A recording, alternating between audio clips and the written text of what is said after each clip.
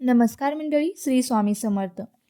यंदा होळीला चंद्रग्रहण आलेलं आहे. आता हे चंद्रग्रहण होळीच्या दिवशी आले की कधी दिनाच्या दिवशी? बघा, यावर्षी पहिलं चंद्रग्रहण हे खग्रास चंद्रग्रहण भारतात दिसणार आहे. तर मग हे चंद्रग्रहणाची वेळ, काळ, कधीपासून पाळायचे, पुण्यकाळ कुठला, चंद्रग्रहण जर होळीला आला आहे तर होळी कधी साजरी करावी, बघा याविषयी आपल्याला संपूर्ण माहिती आपण आजच्या व्हिडिओमध्ये जाणून घेणार आहोत. बघा, आपल्याला काय करायचं आहे की सगळ्यात एक गोष्ट महत्त्वाची आहे ती लक्षात घ्यायची आहे की नेमकी कधी आहे होळी. 2 मार्चला आहे की 3 मार्चला आहे. आणि 2 मार्चला संध्याकाळी 5:56 पौर्णिमा सुरू होणार आहे आणि 3 तारखेला संध्याकाळी 5 वाजता संपणार आहे. आता पौर्णिमेचा जो काळ आहे तो 5:56 म्हणजे 6 वाजेपर्यंत पौर्णिमा लागते. आता मग ती आपल्या हिंदू धर्मामध्ये उदय तिथी धरली जाते. मग जर बघायला गेलं तर पौर्णिमा किंवा जी काही होळी साजरी करणार आहे ती आपण दुसऱ्या दिवशी म्हणजेच 3 तारखेला करणार आहोत. पण 3 तारखेला चंद्रग्रहण असल्यामुळे आपल्याला होळी कधी साजरी करावी? होळी आपल्याला 2 तारखेला 6 वाजेनंतर पेटवायची आहे. मग ती तुम्ही सामूहिक ठिकाणी जाऊन तुम्ही होळीची पूजा करू शकता किंवा तुमच्या घराच्या समोर जर तुम्ही होळी पेटवत असाल तर तिथे तुम्ही पूजा करू शकता. पण लक्षात घ्या, होळीची पूजा ही आपल्याला 2 तारखेलाच करायची आहे. हा प्रॉब्लेम सॉल्व झाला. आता बऱ्याच महिलांचा असा प्रश्न आहे की 3 तारखेला होळी करायची नाही तर मग 2 तारखेला होळी आपल्याला साजरी करायची आहे. आता जे काही भारतात दिसणार आहे खग्रास चंद्रग्रहण हे कधी आहे, तर त्याचा मोक्षकाळ कधी आहे, पुण्यकाळ कधी आहे, काय नियम आहेत, जे काय पालन करायचे आहेत गर्भवती स्त्रियांनी आणि सर्वांसाठी खास असं. बघा, जास्त घाबरून जाता कामा नाही. बघा, प्रेग्नेंट असल्यास चंद्रग्रहण आणि सूर्यग्रहण येतच, त्यात काही नाही. पण नियम पाळले तर तुम्हाला थोडक्यात सांगते की आधी काय करायचं. धुलीवंदनाच्या दिवशी चंद्रग्रहण आलेलं आहे हे लक्षात घ्या. करी दिन याच दिवशी आपण आपल्याला पितरांची सेवा करत असतो. करी दिनाला आपण आपले पितर जेवू घालत असतो, ज्याला आपण टाकसुद्धा म्हणत असतो. त्यांना जेवू घालत असतो. ते आपल्या घरात एक मृत व्यक्तीचा टाक तयार असतो, तो वीर जीव घालत असतो. तर तो जो काळ आहे ना, मग या करी दिन असे म्हणतात. असल्यामुळे वीर कधी जीव घालायचे, तर बघा, तुमची जर इच्छा असेल तर तुम्ही दुसऱ्या दिवशी म्हणजे करी दिनाच्या धुलीवंदनाला तुम्ही वीर जीव घालायचे. लवकरात तुम्ही वीर जीव घालू शकता. पण आता काय झालं आहे की लक्षात या ग्रहणाचा जो काळ आहे ना तो आपण 9 तास आधीच पाळत असतो. आता ज्या ग्रहणाचा काळ आहे तो काळ मी तुम्हाला सांगते. बघा, चंद्रग्रहण हे 3 मार्चला दुपारी 3:20 सुरू होत आहे आणि संध्याकाळी 6:46 संपणार आहे. चंद्रग्रहणाचा जो सूतक काळ आहे तो ग्रहणाच्या 9 तास आधी सुरू होतो. म्हणजेच खरं तर जो काही सूतक काळ आहे तो सूर्योदयापासून संध्याकाळी 6:47 आपल्याला ग्रहणाचे वेदादी नियम काय आहे ते तुम्हाला पाहायचे आहेत. आता ग्रहणाचा पुण्यकाळ काय आहे, तर ग्रहणाचा पुण्यकाळ हा 3 तारखेला 6:20 ते 6:46 असणार आहे. आता काही लोक ग्रहण पाळत नाहीत, काही लोक जे असतात ते ग्रहण पाळतही नाहीत आणि मानतही नाहीत. जे पाळत नाहीत ते मानत नाहीत त्यांनी करू नये. पण ज्या महिला लहान बाळ आहेत किंवा एखादी आजारी व्यक्ती आहे त्यांच्यासाठी काही नियम आहेत. सगळ्यात आधी स्वतःची काळजी घेणं. बऱ्याच ठिकाणी नियम पाहिले जातात की गर्भवती महिलांना अगदी पाणी प्यायत नाहीत, ते खात नाहीत. काही महिलांनी जर गर्भवती असाल तर तुम्ही तो जो काळ असेल तो दुपारी म्हणजे 3च्या दरम्यान किंवा अगदी दुपारी तुम्ही 3 वाजेपासून ते 6 वाजेपर्यंत तुम्हाला गोळी सांगितली असेल तर तुम्ही बिनधास्त गोळी खा. जर ज्यांना नियम आहेत, डॉक्टरांनी काही सल्ले दिलेले आहेत, तर जे काही डॉक्टरांनी नियम पाळायला लावले आहेत, पथ्य पाणी दिलेले आहेत, त्यांनी ग्रहणाच्या फंद्यात पडायचं नाही. जे डॉक्टरांनी सांगितले आहे ते करायचं, त्याचं सगळं चांगलं होतं. म्हणजे बाळ पण व्यवस्थित आहे आणि सुदृढ चांगलं असेल, काही अडचण होणार नाही. त्यांनी नियम पाळायची गरज नाही. आता नेमकी नियम कधी पाळायचे हे सुद्धा महत्त्वाचे. तर बघा, आपल्याला नियम जे काही आहेत ते खरं सूर्योदयाच्या आधीच म्हणजे सूर्योदयापासून नियम पाळायचे असतात. पण तरीसुद्धा तुम्ही जो 3:20 जो काळ आहे ते तेपर्यंत तुम्ही नियम आता म्हणजेच तुम्हाला तहान लागली पाणी पिऊ शकता, तुम्हाला भूक लागली तर तुम्ही खाऊ शकता, घरात फिरू शकता, काही अडचण नाही. बऱ्याच महिला तर ग्रहण पण पाळतात, ज्यांना वाटतं त्यांनी पाळणे ग्रहण बघतात, पण ज्यांना वाटत नाही की त्यांना बघायचं नाही त्यांनी बघत नाहीत, त्यांनी अजिबात बघू नये. आता नियम काय आहेत तर फक्त एखाद्याला जर वॉशरूमला जायचं असेल, एखादी स्त्रीला, कारण अर्थात आपलं पोट हे खूप फुगलेलं असतं, म्हणजे आपल्या गर्भामध्ये हे बाळ असतं, त्यामुळे काय तर तुम्ही अर्थातच भरलेलं असतं, म्हणजेच आता एक गर्भ असतो, त्यामुळे आपल्याला वॉशरूमला जाणं तर हे वारंवार होतं. मग अशा वेळेस अजिबात नियम पाळायचे नाही. तुम्ही वॉशरूमचा वापर करू शकता, तुम्ही टॉयलेटला वॉशरूमला जाऊ शकता, काय करायचं नाही. तुम्हाला सांगते आता, आम्ही झोपू शकतो का?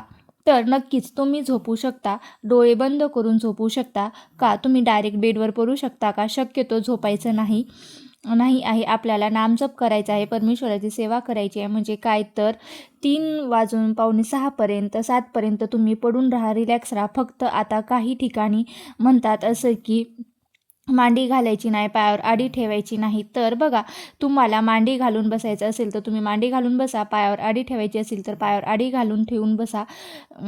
पाय डायरेक्ट सरळ करून बसलं तरी काही अडचण नाही. आता अशा वेळेस काय म्हणतात, जे काही कट करायच्या वस्तू असतात, चाकूने एखादी वस्तू कट करू नये किंवा विळीने एखादी वस्तू कट करू नये, कात्रीने एखादी वस्तू कापू नये, तर ते आपल्याला पावणे 6पर्यंत छोटे छोटे नियम आहेत ते पाळायचे असतात. कापणं झालं, चिरणं झालं, एखादी गोष्ट कट करणं झालं तर ते तुम्हाला पाळायचं आहे. त्याचबरोबर एखाद्याची वेणी घालणं आहे किंवा ज्याला आपण गाठ म्हणतो तीसुद्धा आपल्याला बांधायची किंवा स्वतःची वेणी घालणं किंवा केस विंचरणं, असं करून केस विंचरणं, अशा गोष्टी तुमची जर इच्छा असेल तर तुम्ही करू शकता. पण हे पाळणं खूप महत्त्वाचं आहे. बाकी तुम्हाला भूक लागली असेल तर तुम्ही खाऊ शकता, तुमची गोळी घ्यायचा टाईम असेल तर तुम्ही गोळीसुद्धा खाऊ शकता, पाणी पिऊ शकता, काहीच अडचण नाही. ज्याचं सगळंच चांगलं आहे त्यांनी काय करावं तर त्यांनी 3 ते 6 पावणे 6पर्यंत आपण पावणे 7पर्यंत शक्यतो नाही खाल्लं तरी चालेल, पण ज्यांची इच्छा आहे त्यांनी बिनधास्त खावं, काही होत नाही. आता सेवा काय करायच्या आहेत तर बघा, ग्रहण काळामध्ये कोणत्या सेवा करायच्या आहेत तर तुम्ही खुर्चीवर बसा, सोप्यावर बसा, रिलॅक्स बसा. जे तुमच्याकडे ग्रंथ आहेत, ते तुम्हाला मंत्रस्तोत्र आवडतात ते तुम्ही त्याचं पठण करू शकता. मेन म्हणजे गर्भावर हात ठेवून पठण करायचं. तुम्हाला सांगते, पठण करायचं, रामरक्षा म्हणा किंवा रामरक्षा म्हणा, महामृत्युंजय मंत्र म्हणा किंवा कोणताही तुम्हाला जो जमेल तो तुम्ही करू शकता. 3 ते 3.5 तासाचा जो टाईम असणार आहे, मग त्यामध्ये 2.5-3 तासाचा जो काही टाईम असणार आहे, त्यामध्ये तुम्ही इतका काय करणार आहात तर आपण रामरक्षा आवडते तर तुम्ही रामरक्षा म्हणा. जे काही तुम्हाला आवडते ते तुम्ही देवाचे एखादे गाणे म्हणा, एखादं भजन आवडत असेल तर ते सुद्धा करू शकता किंवा तुम्ही स्वामी चरित्राचं सारामृत पठणसुद्धा करू शकता किंवा कालभैरव अष्टक म्हणू शकता किंवा रुद्रपठणसुद्धा करू शकता किंवा रामरक्षा 11 वेळासुद्धा म्हणू शकता. मस्त गर्भावर हात ठेवायचा, पोटावर हात ठेवायचा आणि आपण म्हणू शकता. आपलं बाळ पण ते ऐकू शकता. आपल्या शरीराचं संरक्षण व्हावं यासाठी आपण रामरक्षा करणं खूप महत्त्वाचं आहे. तर रामरक्षासुद्धा तुम्ही तुमच्या गर्भावर हात ठेवून म्हणू शकता. कालभैरव अष्टकम एकदा पठण करावं. महिला व रुद्रपठण, आपल्याला शिवपिंडीवर अभिषेक वगैरे काही करायचं बरं का. सोप्यावर बसून या सगळ्या सेवा करायच्या आहेत. कालभैरव अष्टकम झालं की शिवमहिम आणि शिवचालिसा झाल्यावर त्याचबरोबर तुम्ही तारक मंत्र, श्री स्वामी समर्थ मंत्र, विष्णू गायत्री मंत्र, लक्ष्मी गायत्री मंत्र, कुबेर मंत्र, व्यंकटेश स्तोत्र, श्रीसूक्त, महालक्ष्मी अष्टकम, ज्या काही सेवा तुम्हाला आवडतात त्या तुम्ही किंवा नित्यसेवा किंवा श्री स्वामी समर्थ लिखित नामजपसुद्धा करू शकता. आता किंवा तुम्ही श्री स्वामी समर्थ सारामृताचं पठणसुद्धा करू शकता. म्हणजेच आता एक तुम्ही मनातल्या मनातसुद्धा म्हणू शकता किंवा तुम्हाला ऐकू येईल अशा अवस्थेतसुद्धा तुम्ही म्हणू शकता. श्री स्वामी समर्थ या पद्धतीने सुद्धा तुम्ही सेवा करू शकता. बाकी कुठलं काही नाही, मोठे नियम पाळायची गरज नाही.